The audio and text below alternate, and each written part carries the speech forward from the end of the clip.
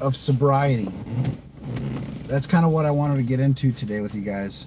Just because um, there's some of us that we feel like we're not going anywhere. We're spinning our wheels. We're not getting where we want to go. Maybe that's with sobriety. Maybe that's with just life in general. Maybe it's a job. Maybe it's with our spouse, our kids, our family life. But the good news is that once we plant the seed, the idea that we want to change that behavior, that is the first step. And that doesn't mean that it's going to change right now, like lickety split, like we're just going to, we're just going to be better. We're just going to quit drinking. We're just going to, right now, today, that's, not how it works. It was never meant to be how it works. Maybe it lasts, maybe it takes a day, maybe it takes a month, maybe it takes a year, maybe it takes multiple years to get to that point. I mean, it took me a good 3 years before I was on stable footing with my being alcohol free. And the reason why I got to that point was because I realized that I was still seeking an escape.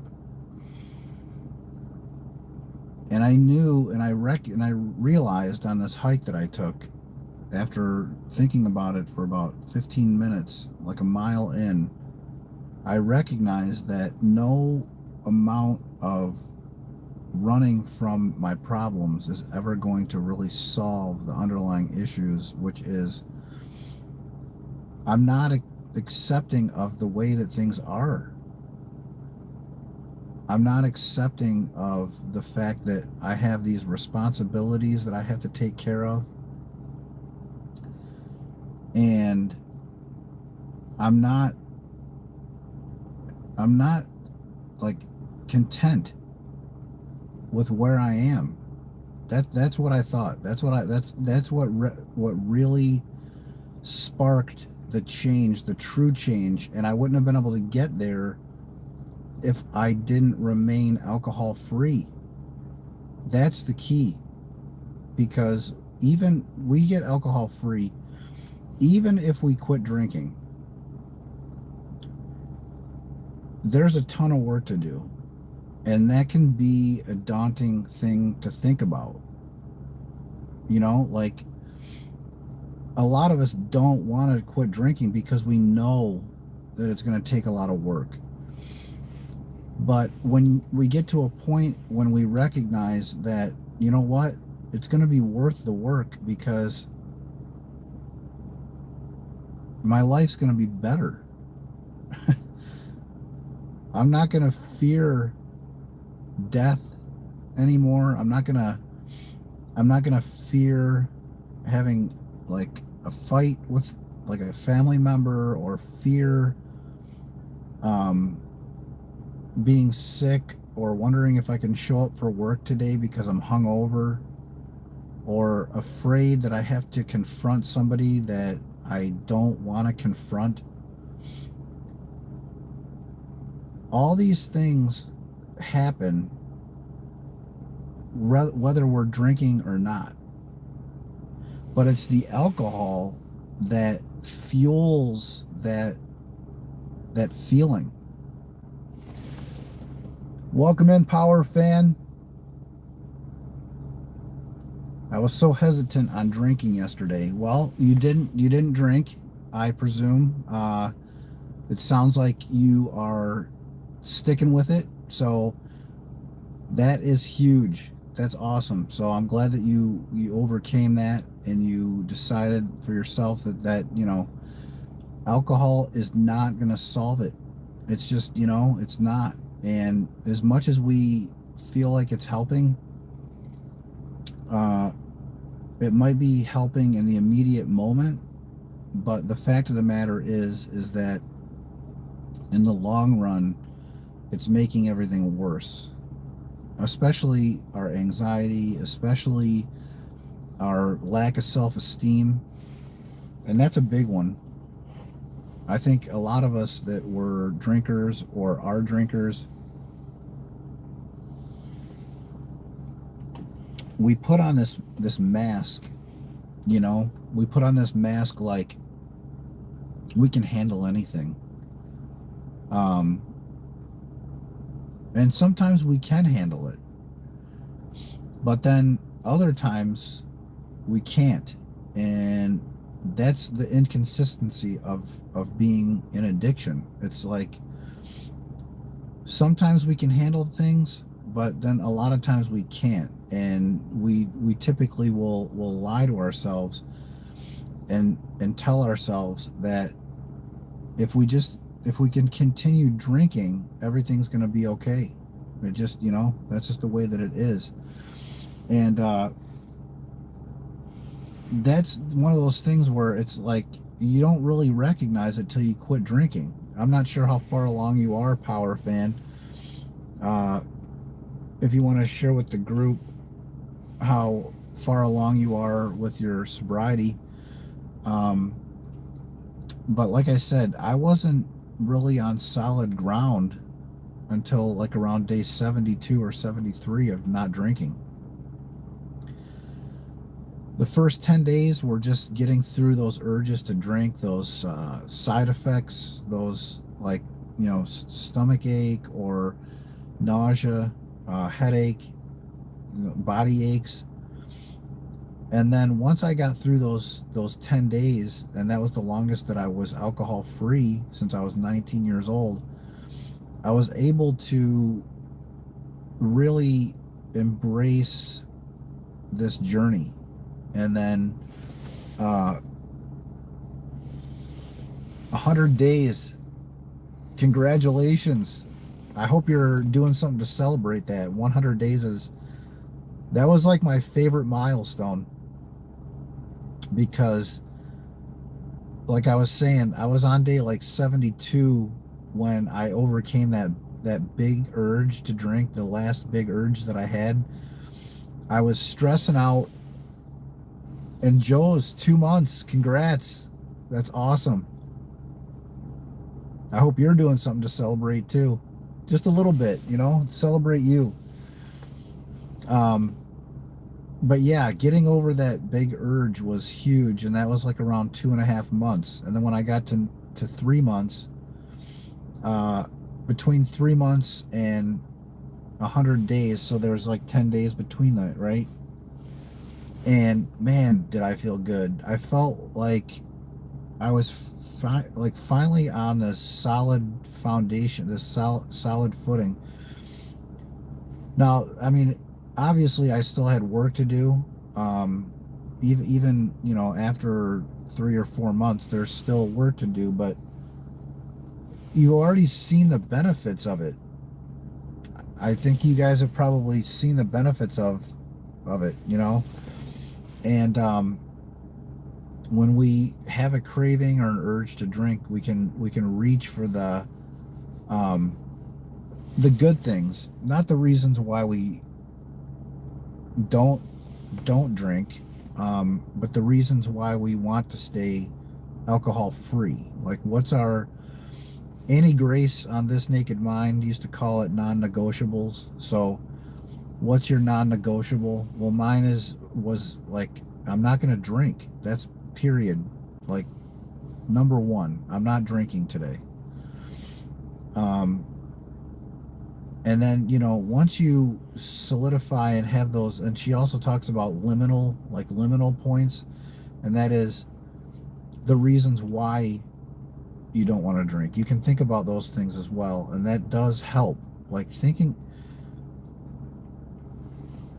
it's not necessarily for me, it's not a reason to stay alcohol free, is because you're afraid, you're afraid of the things that alcohol was causing you. You're afraid of dying, you're afraid of getting in trouble, you're afraid of, health issues, you're afraid of all these things, because that's going to be there regardless, you know what I mean? But when we're not drinking and we're doing things that we actually enjoy doing, and actually give us solace that's not like this fake thing coming from alcohol or weed or whatever other chemical. Because there, there is some solace in that. I don't know if you guys experienced that or not, but uh, I mean that kind of kept me in addiction. Like the feeling of, hey, I don't have any responsibilities right now, um, or if I do, I don't want them. So we just drink, and then we just try to forget about our problems. But as we know, the problems don't just like go away because we're not drinking. And so that's kind of the key here, is like recognizing that these urges to drink or these triggers to have anxiety or these things, they're going to come up, and then we hit them head on because we're not drinking. But maybe we need support. Like I signed up for I'm not at a place where I need therapy. Like I don't need that, but I'm able to kind of get through things on my own. I've been able to do that for the last 2 or 3 years. But there comes a time sometimes when you have to reach out. And so I was going through something last Friday and Saturday, and I reached out on Facebook and found a group. And it didn't have anything to do with alcohol or sobriety. But it was something that I was going through that I felt like I needed some support. So I got on that group. I introduced myself, and I got maybe like 10 or 15 comments. And it seems like a supportive group. So I'm going to probably, stick on there. I don't know if I'll post every day or not, but there's no shame in admitting that you have to, that you need a little bit of support. And, we don't want to go to the bar. We don't want to go to the store and buy alcohol and just go home and drink it, because, man, we're not going to go anywhere with that. We're not growing. So being able to touch base is a huge thing. And but planting that seed of change, that's the most important thing. And what I did with what I was going through last weekend, I planted a seed. I've been working through something for 3 months now, and I wasn't seeing the growth that I wanted to see. That was the thing. And it's like that with alcohol too. If we're not seeing the true benefits yet, maybe we have to try something different, try something new. And that goes with sobriety, like just trying something different, trying something new. But getting over those urges to drink is huge. So Power Fan, good on you for recognizing that and getting through in that. Joe's, it sounds like you're doing really well, and keep on going. And so that's awesome, and I'm proud of you guys. Um, so that's what I just wanted to touch base with you guys this morning. See if I could, if I could pop on here for a little bit and touch base with you guys. I'm out here. It's 23 degrees.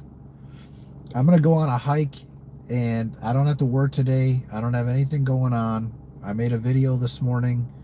Uh, I just and I'm, like I said, I'm taking a minute. I'm taking a day off from my exercises.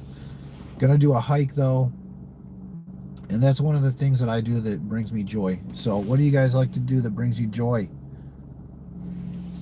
I hope you're celebrating again. Just celebrate you. I was never really into celebrating, but even as a drinker, it was not something that I really cared to do. I just Part of it I recognized after I quit drinking and started to like get self-esteem back and improve myself and my lot in life. I started to recognize that it is important to celebrate our accomplishments. It's important to just acknowledge it, and then it feels good for others to acknowledge it too. Like those words of affirmation, they do help. And just hearing those words from my wife, from my daughters, and words of encouragement, that, we're all flawed. We all falter. We all, can have our own issues. But if we're just living life and we're not drinking, that's huge. And we're going to end up getting the life that we want if we continue on that path. That's huge. That's a huge trajectory, is recognizing that uh, there's going to be roadblocks in our way. Like like I said, this isn't like a perfect journey. Life was never meant to be that way. But every time you get through an urge to drink, you're stronger for the next one and stronger for the next one after that. And then eventually, when other things start to crop up in life, you can overcome those things without getting too worked up, too, anxious. You're able to roll with things better. And before you know it, you got through something that you never thought you could get through, and you didn't even think about alcohol. And that's a huge part of growing in this, is recognizing that you're not even craving it anymore. And man, that's a freeing feeling. Those urges to drink, they still might come on every now and then, like Power Fan. But man, when you get through those urges, you feel empowered. I don't know about you, but I felt every single time I got through an urge to drink, I felt powerful.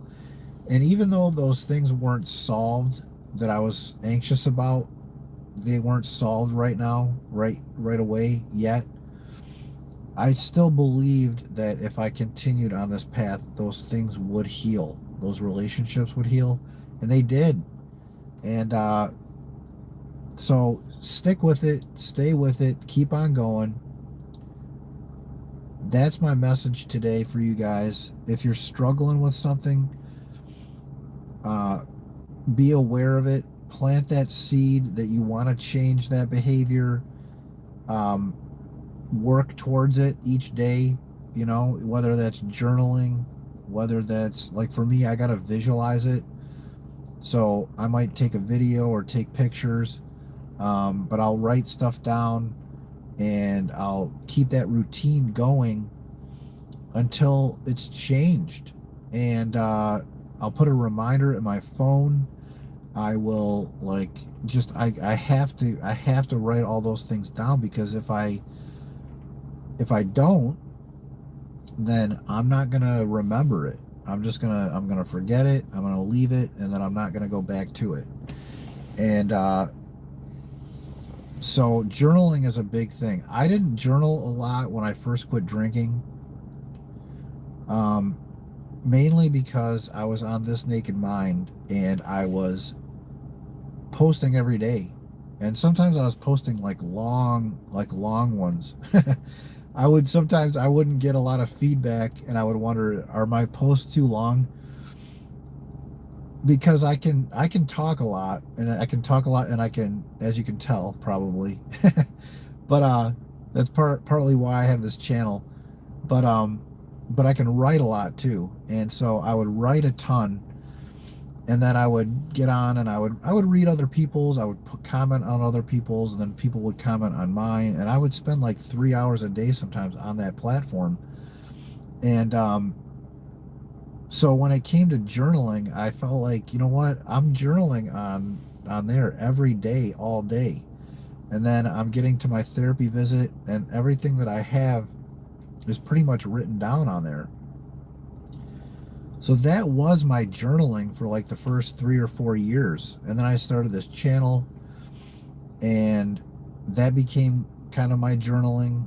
But as of late, starting that challenge, the fitness challenge that I've been doing, I'm writing down everything that I'm eating, everything that I'm reading, and everything that I'm, what is it, exercise, scripture, and then, yeah, eating, and then my exercise and scripture. If I don't write those down and visualize those things, I don't hold myself accountable, and it's easy to forget to check in. So sometimes I'm annoyed that I have to get my legal pad out and start writing stuff down by hand, but that helps me to remember.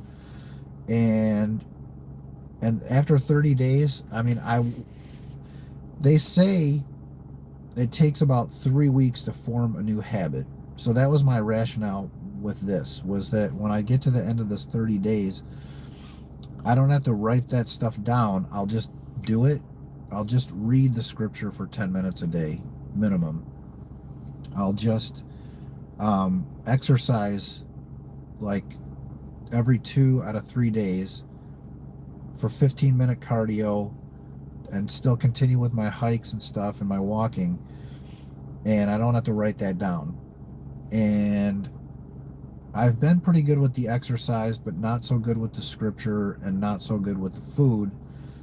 But writing this stuff down and forming these habits and changing that, I think writing that stuff down is going to be able to help me in the long run. So, but let me know what you guys think about the journaling. Does the journaling help you out, or do you have other groups that you post on?